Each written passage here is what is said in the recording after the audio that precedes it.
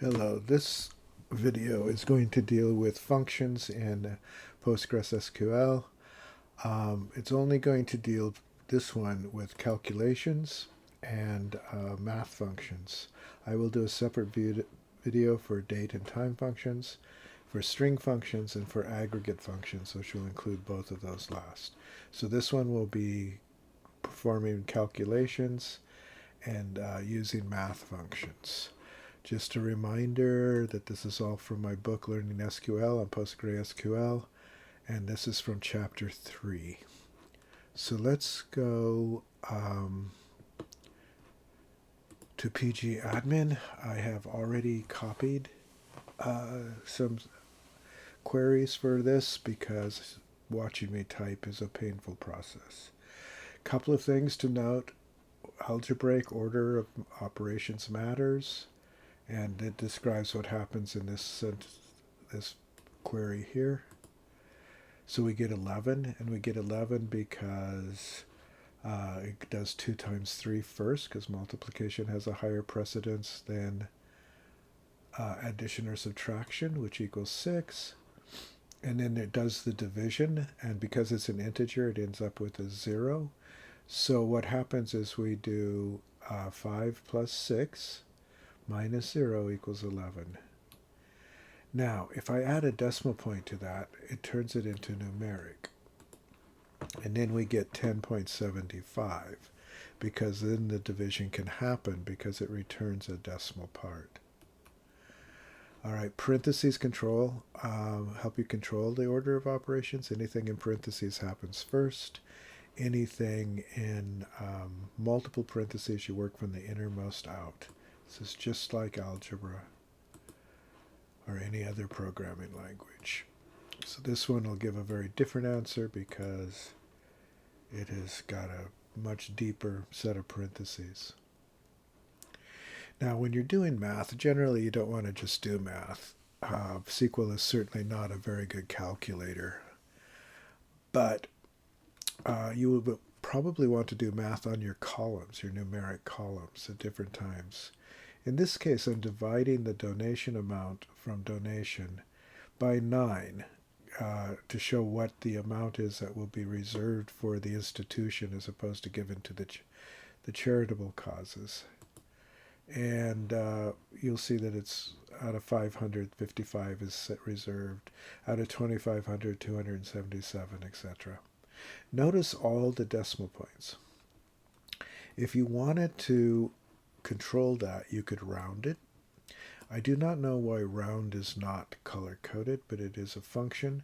This is how many decimal points you want to return.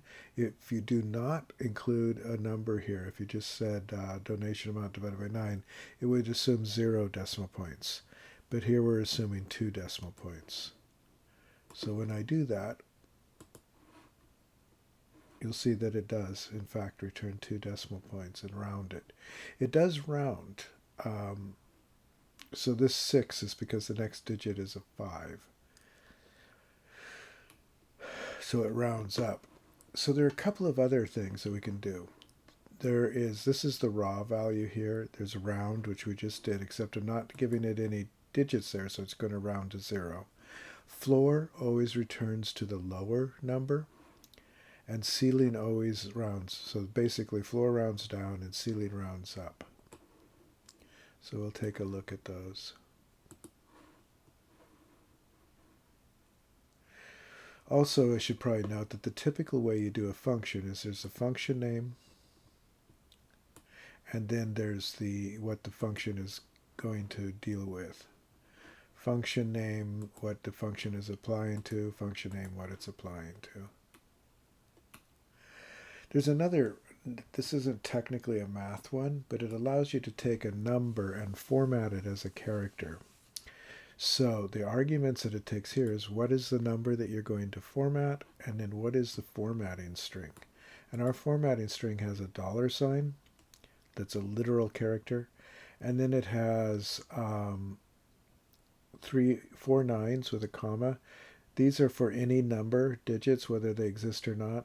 So 999, 9,999. If there's only two nines, it'll stop at those two. But the dollar sign will be there. And then the zeros are required digits.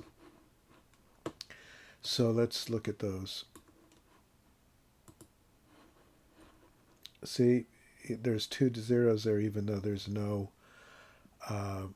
value there. It always requires those two zeros.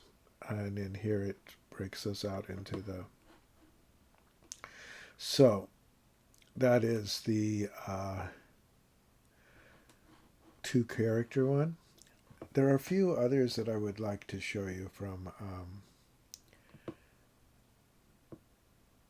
we'll do that are not in the book. So like pi just returns pi. Takes it out several digits, as far as accurate double can go. All right, mod, if you have a integer division, numbers with no decimal parts, mod returns the remainder. So 11 divided by 2 is 5, and it has a remainder of 1. And we'll run that to prove it. Think third grade math there. Power lets you raise a power by a power, so 5 is raised to 3, which is 125, and the square root of 16 is 4. A couple of other things. You can combine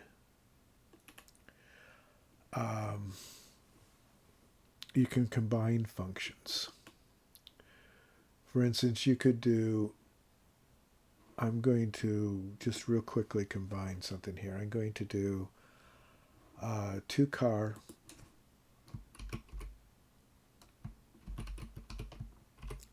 round, and then I will do the characters. Let's just do the $9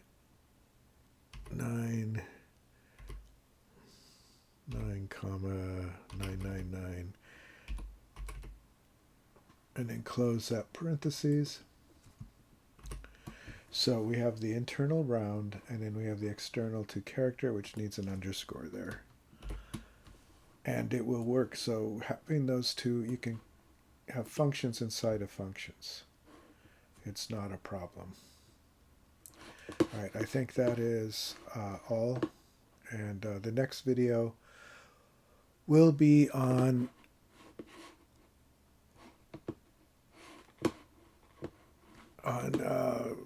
date and time functions. I just realized I also wanted to show you, if you go to Postgres documentation, this is one on date and time functions. There's a lot of good documentation. It'll talk about all the different date and time functions and operations.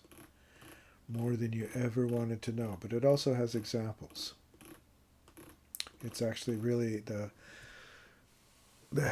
help and documentation files for PostgreSQL are quite good. All right, so that will be the next video, is date and time functions.